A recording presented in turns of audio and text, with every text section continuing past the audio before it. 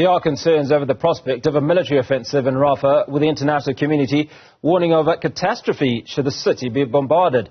This comes following Prime Minister Benjamin Netanyahu's call for Israeli military to evacuate the people living in the southern Gaza City. Rafah is located 30 kilometers southwest of Gaza City on the border with Egypt, the only crossing point between Egypt and Palestine's Gaza Strip. In 2017, Rafah had a population of just under 200,000. Now it is believed over 1 million people that are seeking refuge since bombardment and a ground assault started in Gaza. For more on this, I'm joined by academic and political activist Dr Azzam Tamimi. Dr Tamimi, thanks for your time this afternoon. Now, just looking at those numbers, 280,000 people in Rafah prior to what's transpired over the last few months. That number has gone up to something in the region of 1 million or a little bit over. And Israel is saying they're targeting this area. They're going to push for an evacuation. How do you evacuate people in an area such as this that is this congested? I think the only thing that the Israelis know how to do is to inflict pain and suffering on the Palestinians. I mean, 4 months ago, more than 4 months ago, Netanyahu declared objectives of his war on Gaza. None of those objectives have been achieved, and they are unlikely to be achieved the way he is conducting this war. They believe, Netanyahu that is, and his generals, that by continuing to inflict pain on the Palestinians, they might turn those Palestinians against Hamas leadership and force Hamas to accept whatever deal the Israeli establishment is offering them. But we've seen a few days ago that Hamas came with a counter proposal to the Israeli proposal, a counter proposal that clearly shows that Hamas is not desperate, is not defeated, it's as confident as ever, and that most likely in its counter proposal it is supported by the majority of the people of Gaza. So a couple of issues I'd like us to unpack. Now, one of those things that you talk about is that there have been conversations between the two parties on what would be a reasonable or middle of the road approach. What is that issue sounding like? What are the various parties putting before each other as a means of settlement or ceasefire? Well, as a matter of principle, it is not unprecedented for Hamas and Israel to negotiate truce deals or some other deals. This has occurred over the period of the past 30 years, and especially when there was a major war. Usually they don't talk directly, they talk through mediators because neither recognize the other. And in this case, it's Egypt and Qatar who are playing the role of mediators. Now, what the Israelis want is a brief respite in this fight, a brief end to the fighting, in order to guarantee the return of their hostages.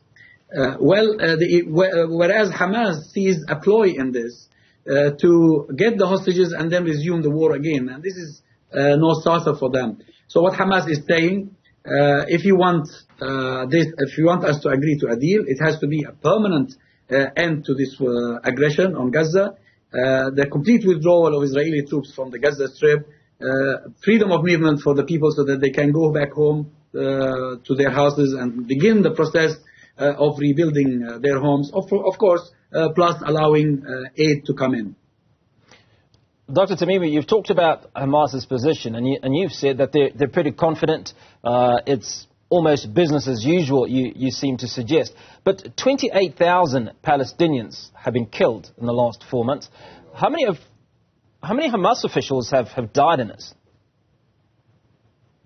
Well, I don't know. Personally, I don't have any statistics. But, I mean, you need to look at this as a struggle against colonialism. For the Palestinians, Israel is a colonial power. It's been occupying them.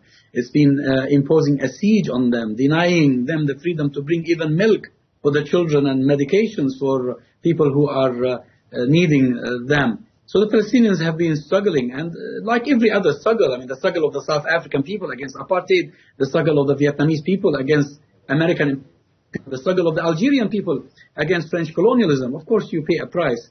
and sometimes the price is quite hefty. What really matters is the principle. Who is here the oppressor and who is the oppressed? So fair to say that these are casualties of war and that the people of Palestine should accept that in order to ultimately get the emancipation that they're looking for, some lives will be lost in the process? Well, the Palestinians don't see it exactly this way. They see it as a cause for every single one of them. I mean, I see my grandparents were dispossessed. My parents were too dispossessed, and as a result, they joined the resistance. And I teach my children about the cause, and I bequeath it to my grandchildren. This is continuing because, I mean, how can you accept to live under a regime that is so racist that it considers it has a divine license to come and take your land, burn your olive trees or uproot them, kill your children or imprison them? It's impossible. You have to struggle for your freedom and dignity. And by the way, this is not a conflict between Muslims and Jews. This is a conflict between the people of the land and those who invaded them, who came from Europe actually in order to solve a problem that Europe had and not the Arabs or the Muslims. Now, a few weeks ago, there was international support for Israel. In fact, much of that support was unquestioned. The international community, including the United States now, has responded to Israel's intentions to move ground forces into Rafah. There seems to be a shift in that thinking. Well, there has been a major shift in public opinion. That is true. I think Gaza has triggered an uprising around the world, and many people are asking questions now, including many young Jewish men and women, especially in the United States of America, who are saying, well, Zionism does not speak for us. Israel does not represent us. But of course, for the governments, whether in Washington or in London or in Berlin or elsewhere in Europe, they are fully support Israel. They've been supporting Israel and arming it to the teeth. But I think it is increasingly becoming embarrassing for them, because Netanyahu probably told them right in the beginning that it was a matter of hours or days and he would finish off Hamas and get the hostages back. And now it's becoming scandalous.